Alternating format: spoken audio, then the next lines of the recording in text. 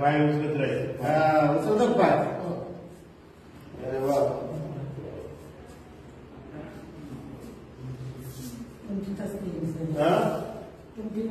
हा मग मेहनत तर लागतेच त्याला. हा आता आम्ही आल्यानंतर लावू काही रात्रीचं आता काय मी आल्यावर लावून एक प्रेशर लावू काय ते त्यावेळी भेटली ना तुला हा नाही नाही काय नको ते आलं आता 1 तासामध्ये येतोच आता कारण इथून नाशिक पर्यंत पोहोचायला 1 तास लागेल. बरं